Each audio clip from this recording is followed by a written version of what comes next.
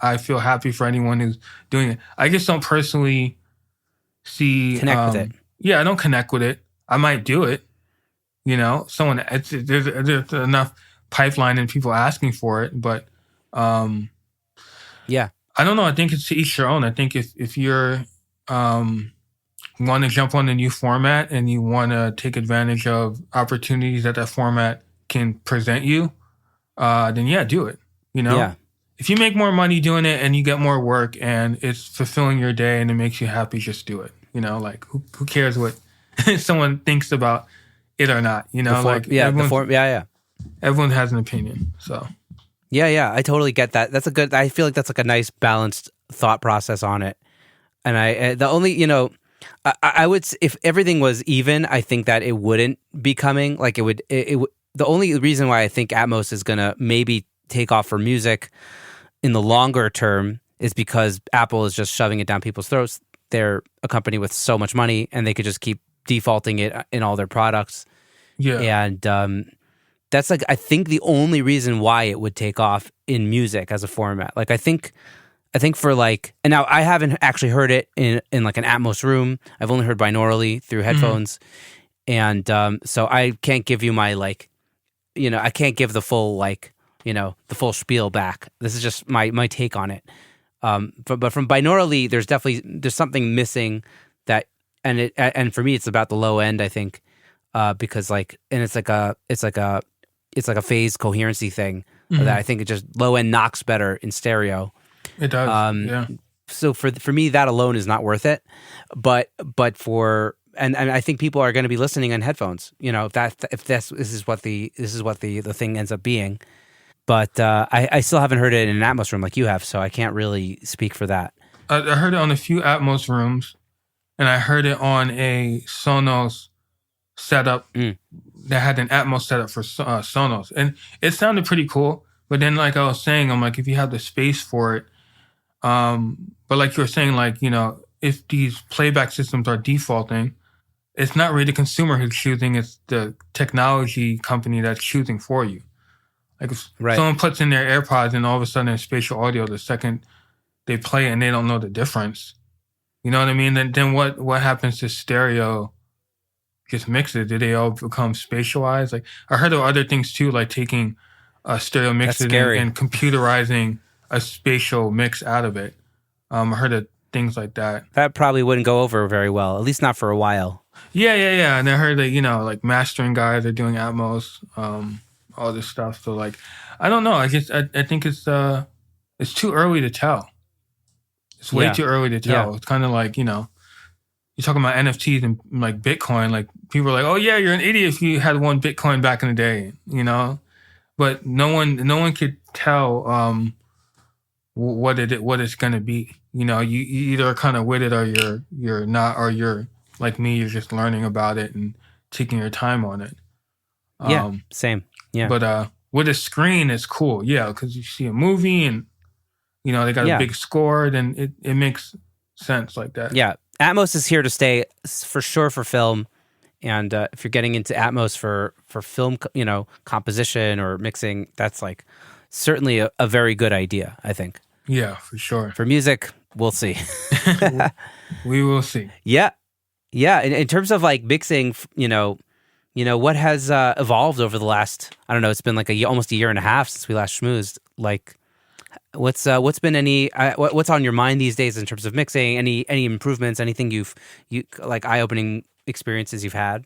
I really think about pushing things forward, like just being out of my comfort zone even more. Like, client might be like, "Well, do more," and I'm like, "Okay, that can mean a million different things." So now it's like, doing more is like, okay, now you're stepping into like production world where you're producing via your mix. So like, I started really thinking about it like that, and also thinking about like,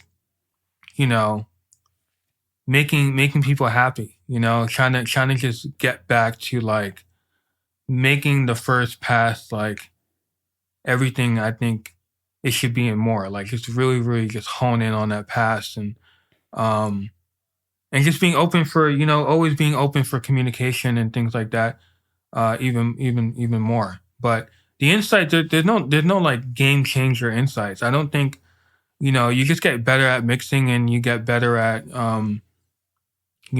making clients happy and you get better at like building long-term relationships.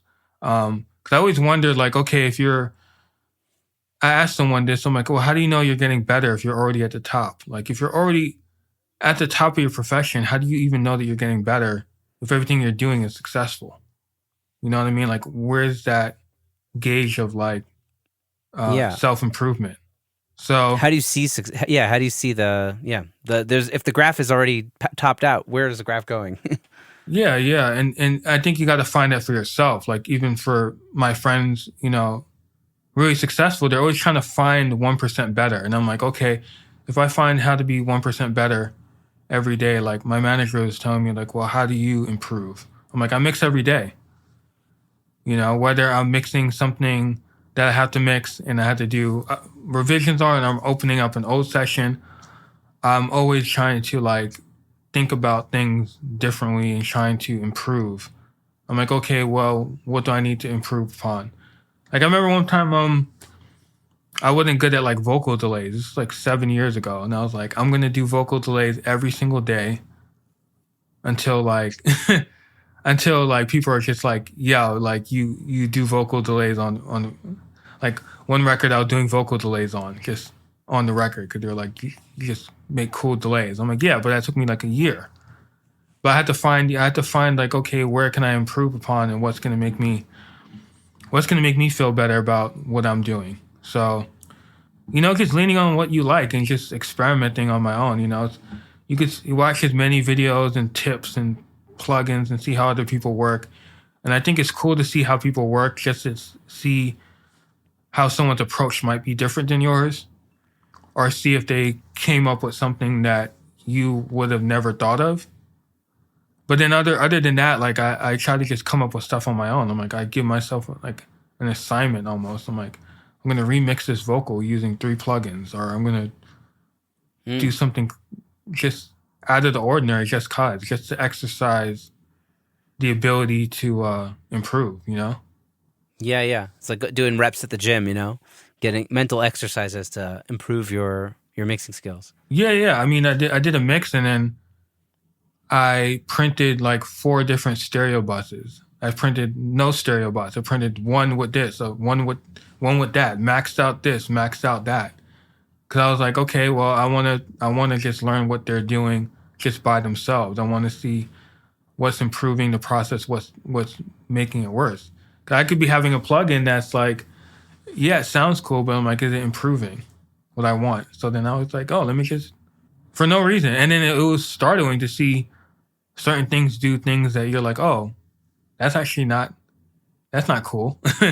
Distorting somewhere or whatever, like I'm like, okay, I'll use less of that or not of it, it's just I took like one of my go-tos off of a stereo bus the other week because it was just messing up the lead vocal. It was just I've been mixing into the HG2, like the Plugin Alliance black box, and when I start a mix from scratch, it works pretty much every time of just adding a little bit of that extra juice. Yeah. And I kind of took this project from my friend as he had it in his session. I kind of took it from there, and I just like put myself in this like really bad loop because I was kind of starting with his master bus and then adding mine and then taking back and then blah blah blah, and like I just needed to start over. Yeah. And when I took the black box off, all of a sudden the vocal just opened up. I was struggling with this vocal. I never struggled so much with a vocal. Yeah. And it was just because it had been pushing the black box too hard and it was muddying it all up. And all of a sudden, oh, that's a vocal. I just like let's just go to the stereo bus. What's working? What's not working? You know what I mean? And I just deactivated it. And all of a sudden, everything was like, oh, it's breathing now. What's going on?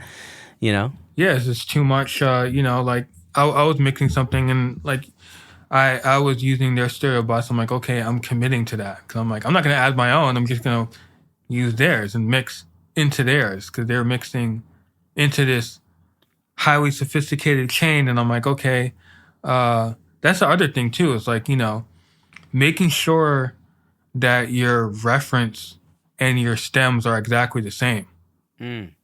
Sometimes they're not even close. Right. So you have to triple check, Right. like, did you print with everything? Did you take anything off? You know, like, because I want to start exactly where they left off. Like, exactly. Mm-hmm. I want as close, if not the section, as possible. Because that was another thing I Yeah. learned. I'm like, I am not touching the mix unless I can listen and kind of verify that all these parts are the same exact parts as the ref and same exact everything. And then I start from there. Wow. You know, because I remember I mixed one time and, you know, like the stems didn't match and you kind of got to like match it by ear, you know? I know people that they'll start working and the song is incorrect and they'll just try to figure it out. And I'm like, why would you waste that time, you know? Just try to get it right the first time. Just trying to get where they left off is like the biggest key because it's like all the big mixers, like, they're going to get it where the song left off, like, perfectly. And then, you know. They get the Pro Tools session and then they import, you know, any routing or template that they want to add to it, basically. Yeah. Or just make sure that the arrangement and the reference is the same because I'm like, the reference now is like, that's the record that they love. Like, everyone heard that and approved on that and said they signed on it, yeah. They signed on that. So, like, people are like, you know, you can sound like a broken record, but I'm like, that's the thing that you have to beat or just fix it up in such a way that they're like, okay, you know, you made us even more happy with something we're already happy with. Because there's nothing stopping them from uploading that. Really, there isn't. No one's saying that you have to get this remixed or not go with a producer mix. I mean, you know. Yeah, I like that. I need to think about how to work on that better, like kind of taking it where it was. Because I've been in the mindset of I prefer to get stems and just kind of rebuild it up because I really like the exploratory process where just importing it into my template and just kind of bring up faders and seeing what kind of balances I can get, and that seems to be what works better for me. And when I take it from the producer, I feel like I'm screwing it up sometimes. But I need to figure out how to kind of like take it from where it was handed off to me in a better way, where it's just like, okay, cool, this sounds really great. Okay, the bass is a little bit in the way with the vocal. How can we fix that? Or whatever it ends up being. You know what I mean? It's like you're fighting for 5% because I'm like, okay, they don't want to reinvent anything. They don't even want to reinvent the balance. They just want it better. And then you're listening to it like, this is really, really, really good. And then that's like, okay, this is where like the best in the world get the work. It's like they still improve on something that's already like absolutely amazing. And then that's when you have to really start thinking about where the focus is on the song and like focus it better, you know? Amazing. Are you mastering your own mixes these days? Or are you working with, I'm assuming you're working with the mastering engineer? Yeah, I have a few. My mixes are pretty much mastered. I mean, didn't really do much. I use a lot of people. Some people get hired through producers. Work a lot. John Greenham, who mastered Billie Eilish. He's very, very good. Yeah, he's awesome. I saw one of his. I was just talking about this. I think it's on an upcoming episode where I saw his video, one of his Mix with the Masters videos, where he just like he had the insight that like Billy's voice is the treble, whereas the rest of the track is the bass. Yeah. That's a really cool way of looking at it. You know? Yeah, that was so. I mean, he's been great because I'm like, hey man, I need this mastered like ASAP. He's like, give me a second. Oh wow, he's on the money. Yeah. And Freddie Kiedis is out in Brooklyn. He's also amazing, super talented, master engineer. Chris Garinger, he's mastered something. He's incredible, like one of my favorites. Dave Kutch.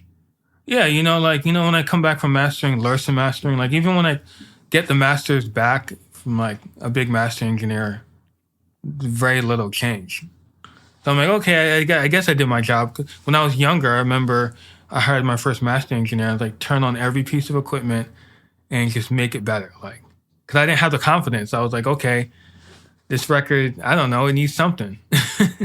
I was like, here you go. Like, turn on the API, turn on the library, turn on, get it all in there, get the juice. And it's funny because sometimes the master engineer will text me like, hey, I did a half a decibel cut here and that it's done. Or do a flat transfer. Because I was like leaning on like, oh, they have all the gear, they have the room, they can hear what's wrong. So if my thing is super Right. wrong, they can just try to fix it. But then they're telling me